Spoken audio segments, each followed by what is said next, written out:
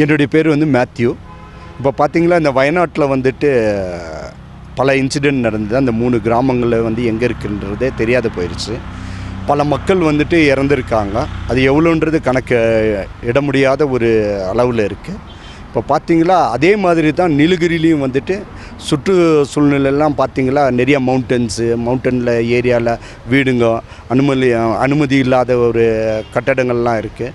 நாளடைவில் வந்துட்டு அதே இன்சிடெண்ட்டு இங்கே நீலகிரியில் வர்றதுக்கும் வாய்ப்பு இருக்குது.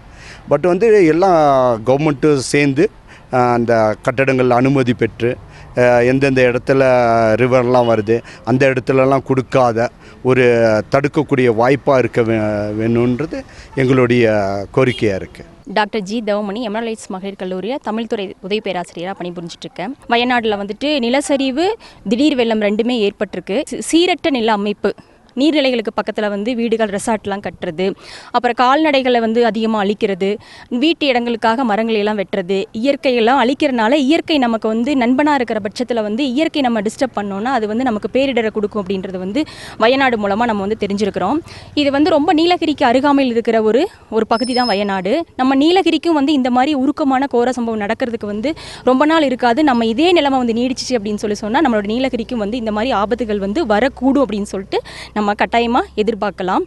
நீலகிரி மாவட்டத்தில் ஒட்டி இருக்கிற வயநாடு பகுதியில் வந்து பயங்கர நிலச்சரிவு ஏற்பட்டு 150க்கு மேலே இறந்துருக்காங்க.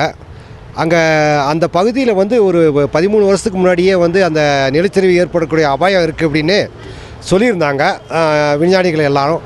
பட் அதை அரசாங்கம் பொருட்படுத்தாமல் அது அதிகமான கட்டிடங்கள், லாட்ஜுகள், காட்டேஜுகள் கட்டினதுனால அதோடைய வெயிட்டு தாங்க முடியாமல் நிலச்சரிவு ஏற்பட்டிருக்கு. ஸோ ஊட்டியும் அதே மாதிரி தான். ஊட்டி பொறுத்தளவு எல்லா இடத்துலையும் எல்லா மலையிலையும் ஏகப்பட்ட வீடுகள் கட்டிகிட்ருக்காங்க. ஒரு பில்டிங்கு மேலே இன்னொரு பில்டிங் அப்படின்னு 3 பில்டிங்கு மாதிரி கட்டிகிட்ருக்காங்க. ஸோ வந்து ஊட்டியுடைய சாயிலாக இருந்தாலும் சரி, இந்த மேற்கு தொடர்ச்சி மலையுடைய சாயிலாக இருந்தாலும் சரி, எதுவுமே சாஃப்டாக இருக்கும் எப்போயுமே. அது நீங்கள் இப்போ அதுக்கு மேலே வெயிட்டு கொடுக்க அந்த சாயில் வந்து லூஸ் ஆகி லேசாக ஒரு மழை வந்தால் கூட அதை அப்படியே அடிச்சுட்டு வந்துடும்.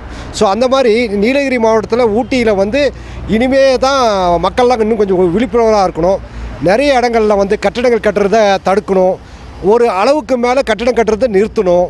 அதே மாதிரி நம்ம பொதுமக்களுக்கும் ஒரு இது வரணும், நமக்கு ஒரு மனசாட்சி வரணும். நம்ம இவ்வளோ கட்டணம்னா நம்ம இவ்வளோ ஒரு காலத்தில் மேலே இருக்க முடியாது, நமக்கு நிலச்சரிவு வந்துச்சுன்னா எல்லாமே டோட்டலாக போய்டும் அப்படின்ற எண்ணமும் வரணும்.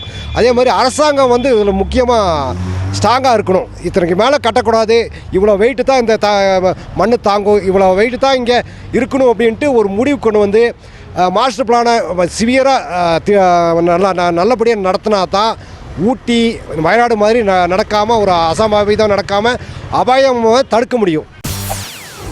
செய்திகளை உடனுக்குடன் தெரிந்து கொள்ள உடனே சப்ஸ்கிரைப் பண்ணுங்க.